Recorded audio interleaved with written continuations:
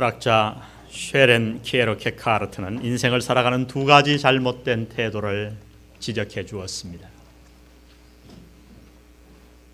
바보가 되는 두 가지 방법이 있다. 하나는 사실이 아닌 것을 믿는 것이고, 다른 하나는 사실인 것을 믿지 않는 것이다. 삶을 살아가는 데 있어서 맹신과 의심 둘 다 좋은 태도가 아니라는 것입니다. 우리는 이 땅을 살아가면서 어떤 사실을 내 것으로 받아들이기 전에 반드시 확인해야 합니다.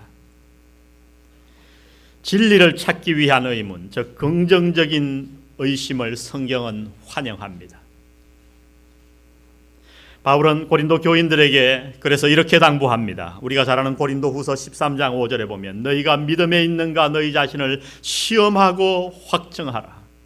예수 그리스도께서 너희 안에 계신 것을 너희가 스스로 알지 못하느냐? 그렇지 아니하면 너희가 버리운 자니라. 그는 의문을 품을 것을 얘기합니다. 내가 정말 참 진리를 소유하고 있는가? 내가 예수님을 마음에 모셨는가? 내가 구원받았는가? 그 긍정적인 마음으로 의심해야 된다고 얘기합니다. 성경은 우리가 이 땅을 살아가면서 긍정적인 의문을 갖는 것을 결코 반대하지 않습니다. 어떤 사실을 확인하기 위해 의문을 갖는 것은 좋은 일입니다. 그러나 문제는 진리를 발견하기 위해서가 아니라 어떤 사실을 무조건 의심하는 태도입니다.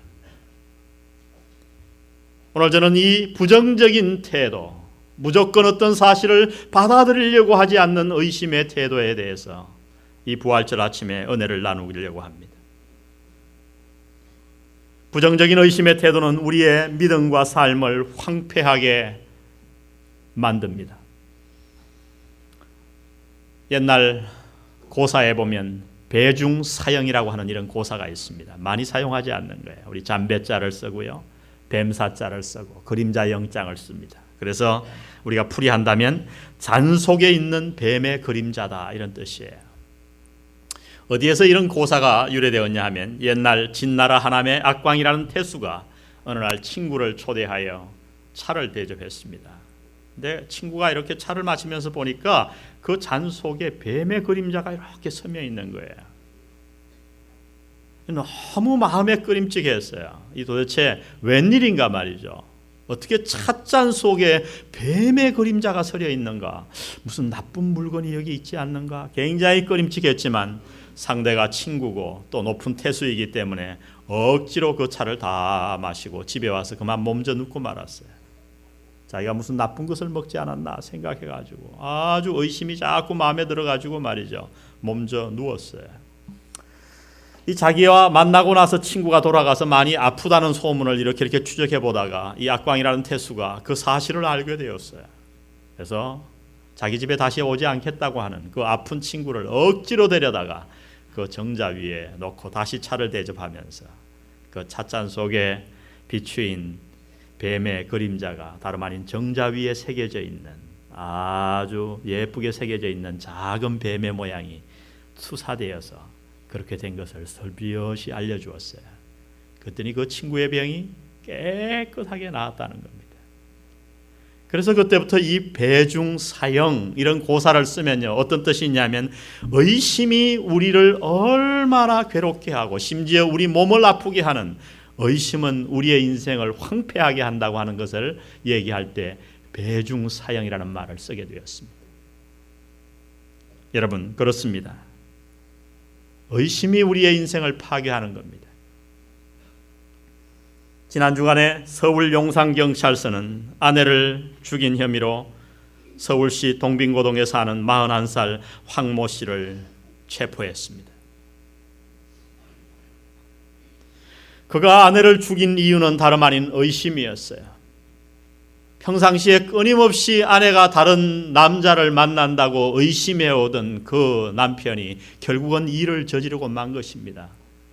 그것은 전혀 사실이 아니었어요. 근데 부인에 대한 끊임없이 의심을 하다가 결국 그날 말다툼 끝에 아내를 때려 숨지게 한 것입니다. 여러분, 얼마나 많은 가정들이 서로 간의 의심 때문에 고통받고 있습니까? 얼마나 많은 인간관계가 의심 때문에 파괴되고 있는가요?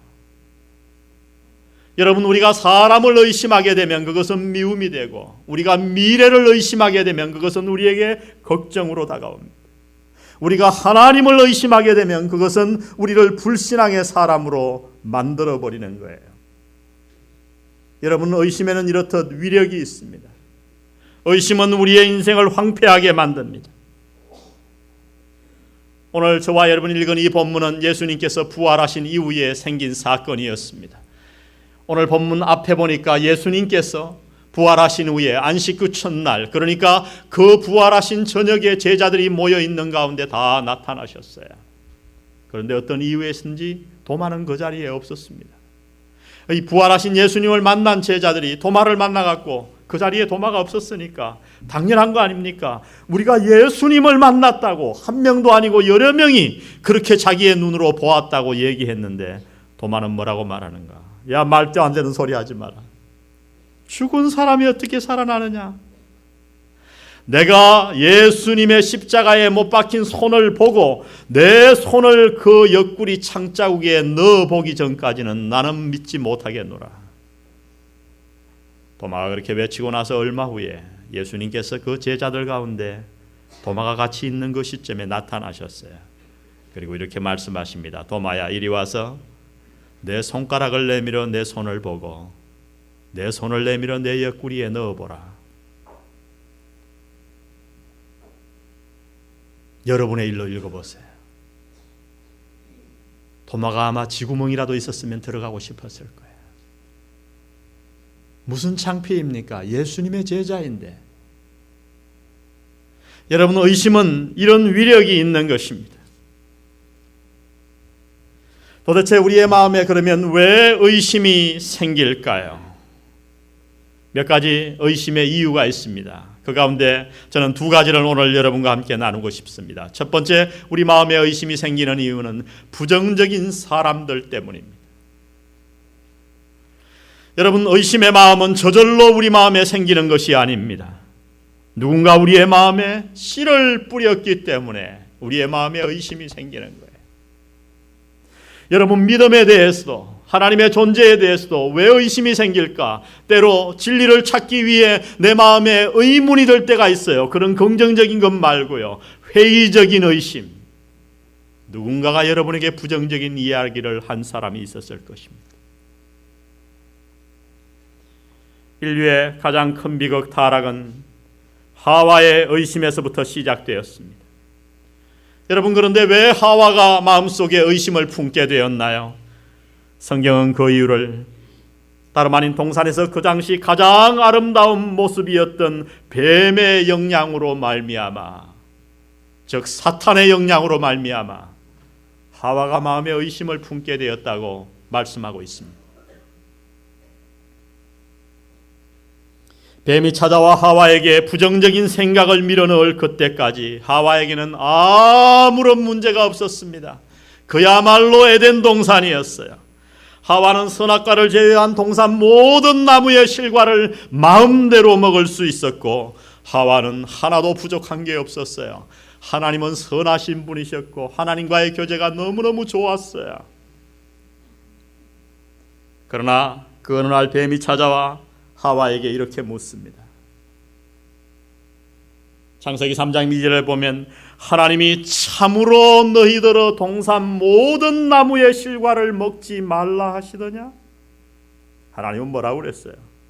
모든 나무의 실과를 마음대로 먹되 선악과만 먹지 말라 그랬는데, 사탄이 와서 그 말을 살짝 바꿔요. 하나님이 참으로 너희들어 동산 모든 나무의 실과를 먹지 말라 하더냐?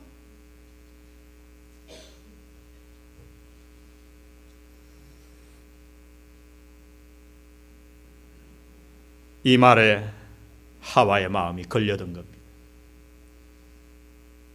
그 한마디의 작은 말에, 살며시 찔러준 의심의 말에 하와의 마음속에 의심이 생기기 시작했어요. 그것을 어떻게 합니까? 하와의 대답을 보면 알 수 있어요.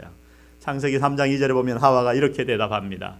여자가 뱀에게 말하되 동산나무의 실과를 우리가 먹을 수 있으나, 뭘 뺐어요? 동산나무에 동산 각종 모든 나무의 실과를 빼버립니다. 그리고 하나님은 마음대로 임의로 먹을 수 있다고 했는데 하와는 그걸 빼버려요. 동산나무의 실과를 먹을 수 있으나 이미 하와의 마음속에 하나님에 대한 섭섭함이 들어와 있는 거예요. 의심이 들어와 있는 거예요. 그리고 뭐라고 얘기합니까? 동산 중앙에 있는 나무의 실과는 하나님의 말씀에 너희는 먹지도 말고 뭐 하지도 말라? 만지다. 하나님은 그렇게 말씀한 적 없어요. 만지지도 말라는 얘기는 한 적이 없어요. 그런데 하와는 이미 하나님을 매정하신 하나님이에요. 너무하신 하나님. 먹지도 말고 만지지도 말라. 그리고 얘기합니다. 너희가 죽을까 하노라. 죽을지도 모르겠다. 하나님은 뭐라고 말씀하셨어요? 너희가 정령 죽으리라. 여러분, 하와는 자신도 모르는 사이에 뱀의 탈을 쓰고 그 당시 피조물 가운데 가장 아름다운 모습이었던, 지금 기어다니는 뱀의 모습이 아닙니다. 그 뱀의 모습이 어땠는지 모르겠어요. 아마 우리 인간에게 다가왔을 때 전혀 부정적인 영향을 주지 않는 아름다운 모습에 사탄이 찾아와서 그 마음에 찔러준 그 몇 마디 부정적인 생각 때문에 마음 안에 의심이 생긴 거예요. 그래, 하나님은 너무하신 분이야. 선악과를 만지지도 못하게 했잖아. 그렇게 의심이 생긴 순간 모든 하나님이 마음대로 먹게 한 실과는 다 사라져버리고 먹지 말라고 한 선악과만 하와의 눈에 딱 보입니다. 그 먹지 말라고 한 선악과를 보자 하나님에 대한 섭섭한 마음이 들었어요. 그래, 하나님은 그렇게 선하신 분이 아닌지도 몰라. 뱀이 얘기합니다. 너 왜 못 먹게 했는지 아니? 하나님이 그것을 먹는 날에는 네가 하나님과 같이 똑같이 될 것을 아시기 때문이야. 그래, 그럴지도 모르겠어.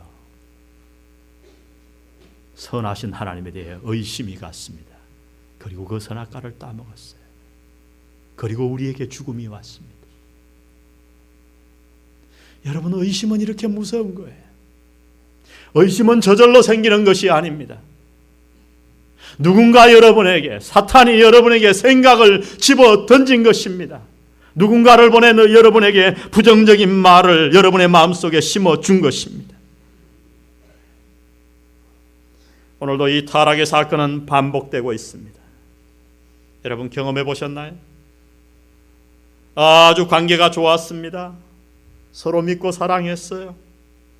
그런데 누군가가 다가와 여러분에게 살며시 부정적인 생각을 밀어넣는 그 순간 여러분의 마음속에 지금까지 믿어오던 그 사람에 대한 의심이 싹트기 시작합니다. 여러분, 그런 거 체험해 보셨어요?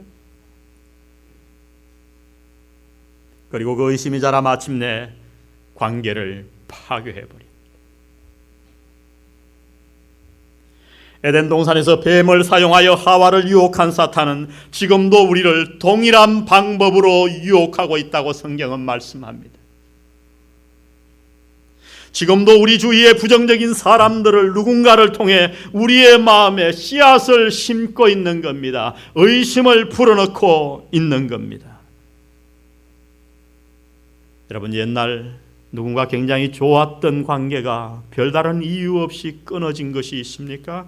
여러분, 그렇다면 조용히 한번 하나님 앞에 돌아보십시오.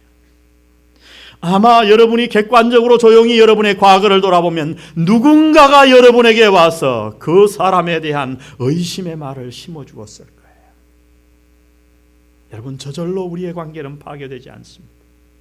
저절로 우리의 마음에 의심이 들지는 않습니다. 무엇에 대해서든, 하나님에 대해서도 마찬가지입니다. 누군가 여러분에게 와서 부정적인 이야기를 하였을 것입니다. 무엇이 우리 마음에 의심을 생기게 합니까? 부정적인 사람들입니다. 두 번째, 성경이 의심에 대한 이유를 뭐라고 제시하느냐가, 그것은 부정적인 환경들입니다. 부정적인 환경들이 우리에게 의심을 생기게 만들어요. 우리에게 어려움이 닥칠 때 우리의 마음에 하나님에 대한 의심이 생길 수 있다고 성경은 말씀하십니다.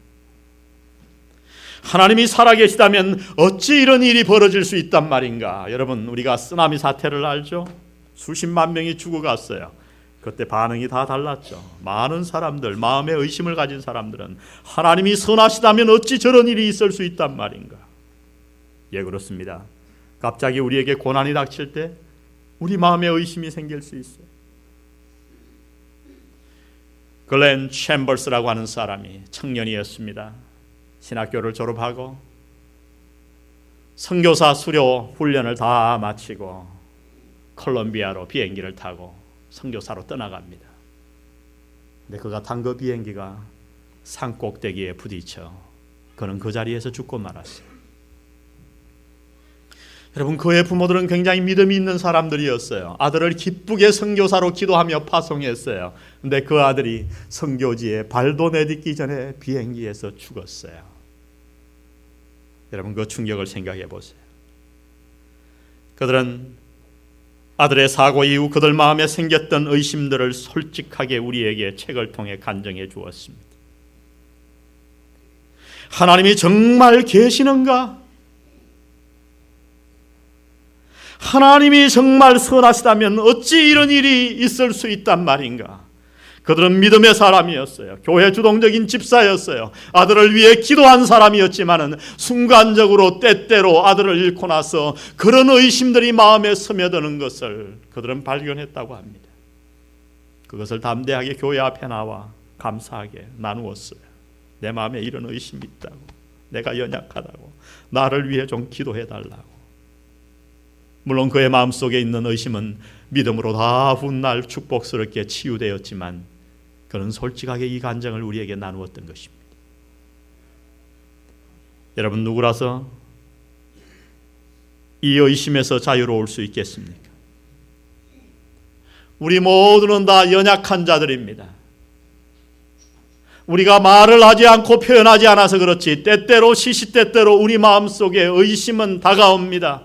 한 인격체가 있어서 우리 마음속에 의심의 화살을 지금도 쏘고 있는 겁니다. 그 결과 우리는 때때로 고난 앞에서, 부정적인 말들 앞에서 우리의 마음이 흔들릴 때가 많아요.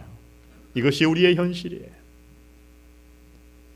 여러분, 이 의심들을 어떻게 치유할 수 있을까요? 저는 오늘 본문을 통해서 우리 마음속에 부정적인 의심을 치유하는 몇 가지 하나님의 능력의 말씀을 여러분과 함께 나누기를 원합니다. 먼저 마음속에 부정적인 의심을 치료하기 원하면 믿음의 사람들과 함께 있어야 합니다. 따라해 보겠습니다. 믿음의 사람들과 함께 있자. 여러분, 하와가 왜 사탄의 유혹을 받아 하나님의 말씀을 의심하게 되었나요? 그 이유 가운데 하나는 그가 혼자 있었기 때문입니다. 만일 하와가 아담과 같이 있었더라면, 그리고 뱀이 와서 유혹했더라면 넘어갔을까요? 넘어가지 않았을 거예요. 왜? 하나님께로부터 그 말씀을 직접 들은 사람은 하와가 아니라 아담이었거든요. 아담은 하나님께로부터 직접 그 말씀을 들었기 때문에 아마 대항했을 거예요. 사탄은 그것을 알고 혼자 있는 하와에게 다가온 것입니다. 여러분, 도마가 왜 주님의 부활을 의심했습니까? 제자들과 함께 있지 않았기 때문입니다. 본문 앞에 보면 예수님께서는 안식 후 첫날, 그러니까 부활하신 저녁에 제자들에게 나타나셨습니다. 그러나 도마는 그 자리에 없었어요. 성경은 도마가 왜 그 자리에 없었는가 이야기하지 않지만 그가 그 자리에 없었다는 사실을 분명하게 말씀하고 있습니다. 우리 한번 24절을 보십시오. 12제자 중에 하나인 디두무라 하는 도마는 예수 오셨을 때에 함께 있지 아니한지라. 이유는 모르겠어요. 그러나 성경은 도마가 그들과 함께 자리하지 않았다고 이야기합니다. 여러분, 만일 도마가 그들과 함께 있었더라면 도마는 이러한 의심을 할 필요가 없었을 거예요. 이러한 죄를 지을 필요가 없었을 거예요. 우리는 침례 요한을 잘 압니다. 그는 참 선지자요 믿음의 사람입니다. 그러나 성경은 놀랍게도 그렇게 믿음이 좋았던 침례 요한이 예수님에 대해 의심을 품은 적이 있다고 증언해 주십니다. 여러분, 믿어지십니까? 마태복음 11장 3절에 보면 침례 요한은 제자들을 보내 예수님에게 이렇게 묻습니다. 예수께 여짜오되 오실 그이가 당신이 오니까 우리가 다른 이를 기다리오리이까? 여러분, 이게 얼마나 놀라운 얘기인지 아세요? 요단강에서 예수님에게 침례를 베풀었던 사람이 누구예요? 침례 요한이에요. 침례 요한이 예수님을 침례 주고 나자마자 예수님이 물에서 올라오실 때에 하늘이 열리며 소리가 들립니다. 이는 내 기뻐하는 자요 내 사랑하는 자라. 그리고 성령이 예수님 위에 비둘기같이 임하는 것을 요한이 목도했어요. 예수님이 공생애를 시작하실 때에 하나님의 깨우침을 받아서 주위에 있는 사람들에게 보라, 세상 죄를 지고 가는 하나님의 어린 양이로다, 이렇게 선포한 사람이 침례 요한이었어요. 네, 여러분, 왜 이제 와서 예수님에게 제자들을 보내 오실 그 메시아가 당신입니까? 아니면 우리가 다른 사람을 기다려야 합니까? 왜 침례 요한 마음속에 그러한 의심이 들었을까요? 그 이유는 다름 아닌 침례 요한이 감옥에 있었기 때문입니다. 침례 요한이 믿었던 메시아가 이 땅에 오면 자기의 나라가 로마에서부터 해방시킬 위대한 메시아를 꿈꿨어요. 근데 자기가 지금 감옥에 있어요. 고난받고 있어요. 그것도 홀로 있었어요. 감옥에서 홀로 고난 가운데 외로이 떨어져 있던 침례 요한 마음속에 불현듯 자기가 그렇게 눈으로 보고 확신하고 선포했던 그 예수님에 대한 의심이 일어났다고 성경은 말씀하는 겁니다. 여러분, 이것이 가능합니다. 여러분, 주위를 보시기 바랍니다. 아주 가끔 신앙에서 멀어지는 자들이 있습니다. 믿음 생활을 잘 하다가 침륜에 빠지는 자들이 있습니다. 신앙의 회의를 느끼는 자들이 있습니다. 여러분, 그들을 잘 관찰해 보세요. 그들에게는 한 가지 공통점이 있어요. 반드시 한 가지 공통점이 있어요. 그것은 다름 아니라 홀로 있습니다. 믿음의 사람들과 교제가 없습니다. 아니면 오히려 부정적인 사람들과 어울립니다. 결과는 너무나도 당연한 거예요. 여러분, 이 부활절 아침에 당신을 한번 하나님 앞에서 솔직하게 돌아보십시오. 당신 주위에 누가 있습니까? 정말 기도하는 기도의 사람이 있습니까? 영적인 사람들이 있습니까? 말씀을 사모하고 성령과 동행하는 사람들이 있습니까?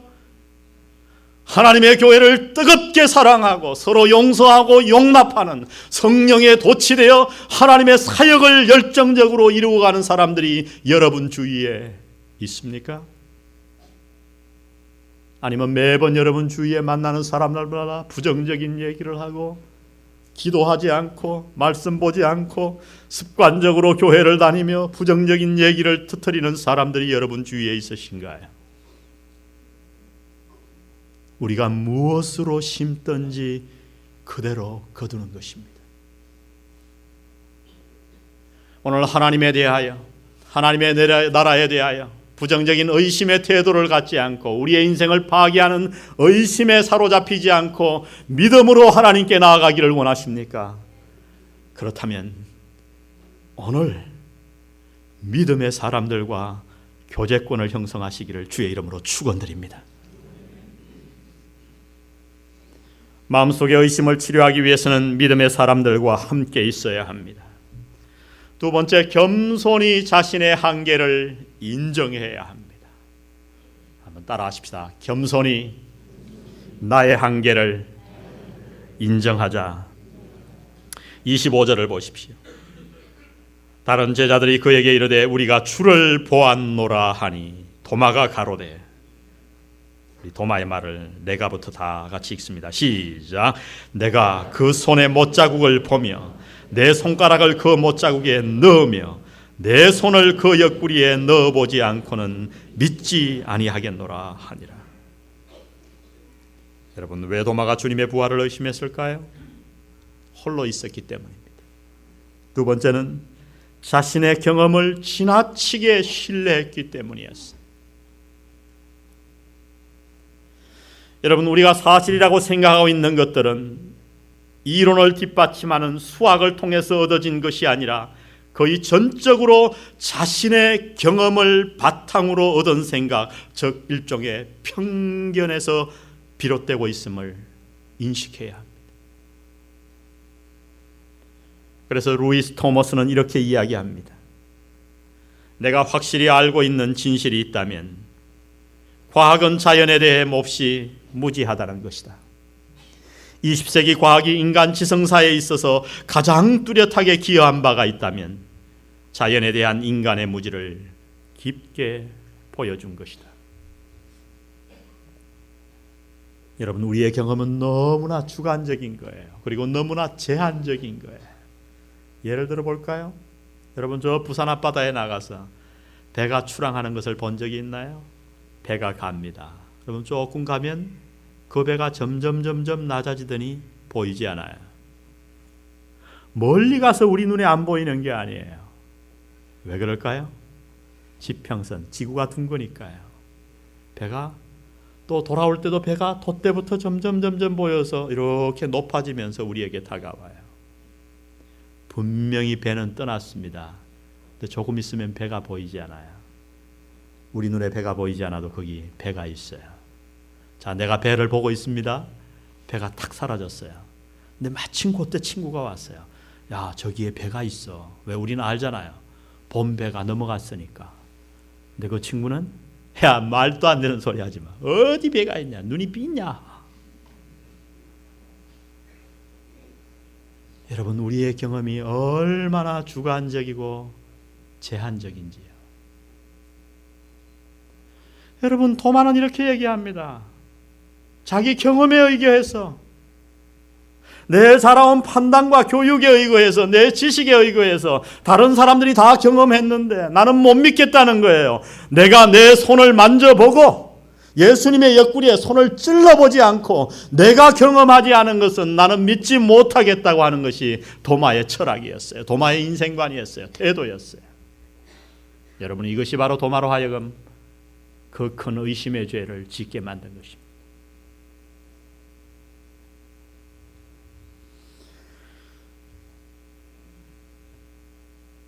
종종 우리는 우리의 믿음을 의심하고 우리의 의심을 믿습니다. 여러분, 그러나 그것은 모순입니다. 우리는 오히려 우리의 의심을 의심해야 합니다. 역사상 가장 지혜로웠던 솔로몬은 이렇게 이야기하였습니다. 잠언 3장 5절에 너는 마음을 다하여 여호와를 의뢰하고 내 명철을 의지하지 말라. 여러분, 이것이 다른 사람의 이야기라면 무게가 없어요. 그러나 여러분, 솔로몬의 이야기예요. 가장 많은 것을 경험했고 가장 많은 것을 공부했고 가장 지혜로웠던 역사상의 솔로몬의 이야기입니다. 너는 마음을 다하여 여호와를 의뢰하고 내 명철을 의지하지 말라. 여러분, 사실 믿음은 지식보다 선행하는 거예요. 여러분, 아이를 키워봤죠? 2살, 3살 아이가 이렇게 돌을 지나면서 음식을 먹잖아요. 뭘 먹습니까? 아이는 부모가 주는 대로 먹어요. 그 아이가 뭘 알아서요? 이게 콜레스테롤이 얼마나 있고, 아이가 이걸 먹으면 몸에 뭐가 좋고, 여러분 다 알아서 먹나요? 아니요. 주는 대로 아이는 잘 먹어요. 왜요? 부모를 믿기 때문입니다. 여러분, 지식 다음에 믿는 게 아니에요. 우리가 삶을 가만히 보면 믿은 다음에 아는 거예요. 믿음이 문제예요. 여러분, 마음속에 있는 의심을 치료하기를 원하십니까? 그러면 겸손히 하나님 앞에 자신의 한계를 인정하시기 바랍니다. 여러분, 내 작은 그릇으로 우주를 담으려고 하지 마세요. 내 작은 지식으로 하나님을 담으려고 하지 마세요. 저는 성경을 읽으면서 풀지 못하는 게 많아요. 여러분, 솔직히 저한테 와서 물어보세요. 제가 하면 50%는 잘 모르겠는데요. 옛날 전도사 때는 다 알았어요, 제가. 하여튼 뭐 질문 오면요, 제가 너도 모르고 나도 모르는 말로 막 꽈배기를 10번만 꼬면 집사님 아셨죠? 띵해서 돌아갑니다. 근데 제가요, 박사과정 공부해 보니까 모르는 게 너무 많아요. 저는 모른다 소리를 너무 잘해요. 별로 질문을 안 해오더만요, 요새는. 예, 우리의 한계를 인정하셔야 됩니다. 그 순간 우리 마음속에 의심이 사라질 줄로 믿습니다. 좋은 의문은 품으십시오. 그러나 우리의 마음에 황폐케 하는 믿음을 없애는 부정적인 의심을 깨끗이 치유하시기 바랍니다. 마지막 세 번째, 우리 마음속의 의심을 치료하기 위해서는 우리 마음 안에 있는 믿음을 개발해야 합니다. 따라하겠습니다. 당신의 믿음을 개발하라. 여러분, 근육만 개발되는 것이 아닙니다. 우리의 믿음도 개발됩니다. 마가복음 9장에 보면 아주 아름다운 이야기가 거기에 기록되어 있어요. 할아버지가 자기의 아들이 귀신 들렸어요. 그래서 얼마나 막 불에도 넘어지고 물에도 넘어지고 너무 마음이 아파 어느 날 예수님의 소문을 듣고 예수님께 찾아옵니다. 그래서 이렇게 얘기합니다. 예수님, 무엇을 하실 수 있거든 좀 도와주십시오. 그때 예수님께서 책망하듯이 할 수 있거든이 무엇이냐, 무슨 말이냐, 믿는 자에게는 능치 못함이 없느니라. 그랬더니 그 아버지가 그 예수님의 말씀을 듣고 뭐라고 그런지 아세요? 소리를 지르며 이렇게 이야기합니다. 오 예수님, 내가 믿나이다. 나의 믿음 없는 것을 도와주십시오. 예수님이 그 말씀을 너무 기쁘게 들으시고 그 아들을 즉시로 고쳐주셨어요. 할렐루야. 나의 믿음 없음을 도와주십시오. 여러분, 마음속에 의심이 생깁니까? 부정적인 생각이 생깁니까? 예, 그것을 감추려고 하지 말고 하나님 앞에 나아가세요. 아뢰세요. 그리고 하나님께 간절히 간구하십시오. 아버지, 내 믿음 없음을 도와주세요. 내가 이렇게 믿음이 작습니다. 하나님 불쌍히 여기시고 내게 믿음을 더하여 주시옵소서. 하나님께서 우리 마음속에 믿음을 더하여 주실 줄 믿습니다. 우리 29절 말씀을 다 같이 한번 읽어보겠습니다. 오늘 본문 29절입니다. 시작. 예수께서 가라사대 너는 나를 본고로 믿느냐? 보지 못하고 믿는 자들은 복되도다 하시니라. 오늘 부활하신 이 주님의 말씀, 너는 나를 본고로 믿느냐? 보지 못하고 믿는 자들은 복되도다. 이 복되도다 하신 주님의 말씀에 이 부활의 아침 예배드리러 나오신 여러분 모두가 포함되시기를 주의 이름으로 축원드립니다. 기도하십시다.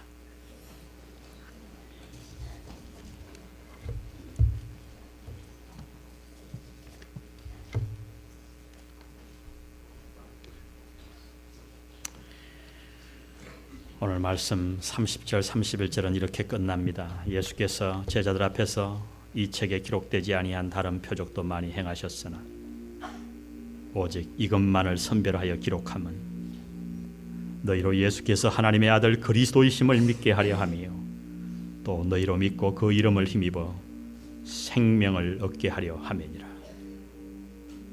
생명을 얻게 하려 함이니라. 죽은 이후의 생명만이 아니라 이 땅에 살아있는 지금 생명입니다. 우리 얼마 남지 않은 이 생을 하나님의 생명에 가득 차서 살고 싶지 않으십니까? 늘 의심하고 늘 회의적이고 늘 부정적이고 그래서 내 마음도 아프게 할 뿐 아니라 내 주위 사람들의 기운을 다 빼버리는 부정적인 사람이 아니라 오늘 도마와 같은 사람이 아니라 분연히 일어나 부활을 외치며 살아계신 주님과 동행하며 이 어두워져가는 죽음으로 가는 세상을 주 앞으로 이끌어내는 복의 사람이 되고 싶지 않으십니까? 믿을 만한 전승에 의하면 토마는 그날 회개한 이후 저 인디아로 떠나 그곳에 도마 교회를 세웠습니다. 그 교회는 지금까지 내려오고 있습니다. 여러분 그렇습니다. 과거가 중요한 게 아니에요. 오늘이 중요합니다. 주님, 오늘 부활에 대해서 내 마음에 일말의 의심이라도 있다면 내 믿음 없음을 도와주세요. 살아나신 주님을 제가 믿습니다. 오늘 내 옆에 계신 주님을 제가 믿기 원합니다. 하나님, 날 도와주세요. 이것이 여러분의 기도가 되었으면 좋겠습니다. 우리 한 1분간만 주님 앞에 나아가 기도하겠습니다. 기도하십시다. 아버지 하나님, 이 부활의 아침에 우리를 불러 모아주심을 감사합니다. 하나님, 우리 마음속에 은혜를 주셨습니다. 그 옛날 우리가 예수 그리스도를 감격적으로 영접했던 그 순간들을 기억합니다. 아버지 하나님, 우리를 도와주옵소서. 우리의 마음속에 왜 의심이 생겼는가 하는 생김의 의심의 과정을 우리에게 알려주심을 감사합니다. 어떻게 우리 마음속에 있는 이 의심들을 치료할 수 있는가도 알려주셨습니다. 하나님의 말씀을 가슴에 받는 저희들에게 도와주옵소서. 주님의 말씀 앞에 솔직하게 우리의 마음을 내어놓고, 주님, 내 마음에 의심이 있습니다, 믿음이 적습니다, 고백하며 나아가 하나님 앞에 믿음을 선물로 받고 의심을 치료받는 사랑하는 교회들 될 수 있도록, 우리 교우들 될 수 있도록 주님 축복하여 주옵소서. 이 부활절 아침을 감사합니다. 아멘. 아멘. 우리 자리에서 다 같이 일어나십시다. 다 같이 벌떡 일어나셔서 우리 동서남북에 있는 사람들에게 좀 악수하시면서 주님 살아나셨습니다. 우리 할렐루야, 할렐루야, 아멘. 여러분 마음속에 살아계신 주님이 동행하실 줄 믿습니다. 아멘. 우리 다시 사신 구세주 나 항상 섬기네. 우리가 십자가에 돌아가신 주님을 섬기는 게 아니라 우리 마음 옆에 부활하신 주님을 섬기는 것입니다. 이 찬양을 힘차게 주님 앞에 드리겠습니다.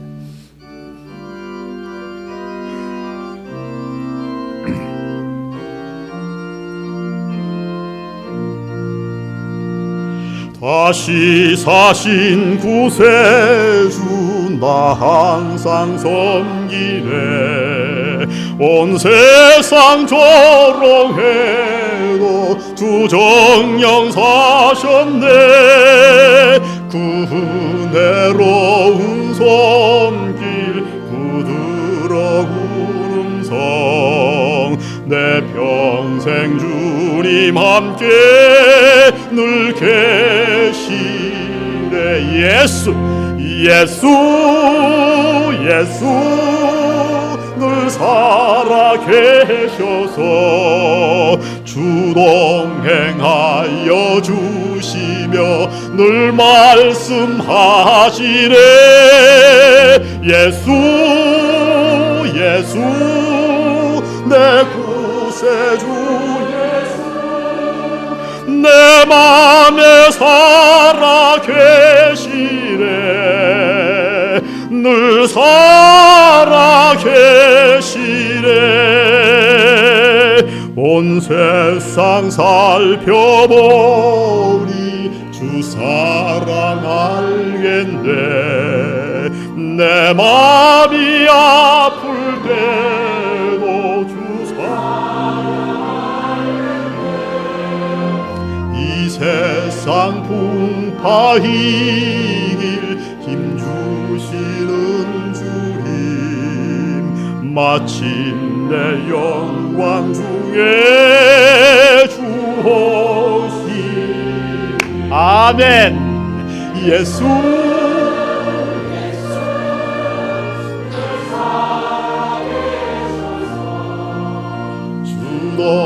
주동행하여 주시며 늘 말씀하시네.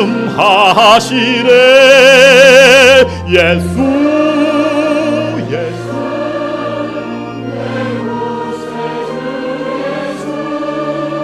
내 맘에 살아 계시네. 늘 살아 계시네. 주 믿는 성도들아 다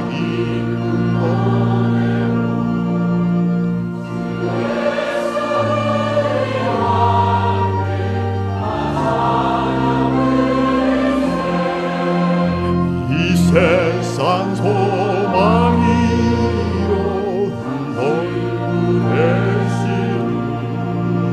주 예수 영원토록 찬양하세. 예수 예수 늘 살아계셔서 주동행하여 주시며 늘 말씀하시네. 예수 예수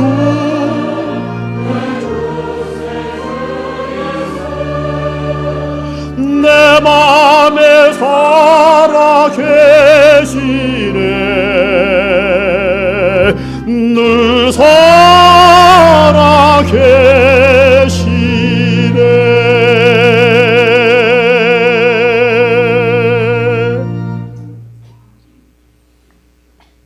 이제는 성부, 성자, 성령의 은혜가 오늘도 도마와 같이 늘 의심에 빠져 내 마음과 다른 사람들의 마음을 부정적으로 몰아가는 자가 아니요, 부활하신 주님의 손을 날마다 붙잡고 우리 마음에 있는 의심을 치유함으로 이 죽어져가는 수많은 영혼들을 주님 앞으로 구원해내기로, 하나님 앞에 쓰임받는 삶을 살기로 작정하는 영안교우들 머리 위에 지금부터 영원히 함께 하시기를 예수님의 이름으로 간절히 축원하옵나이다. 아멘.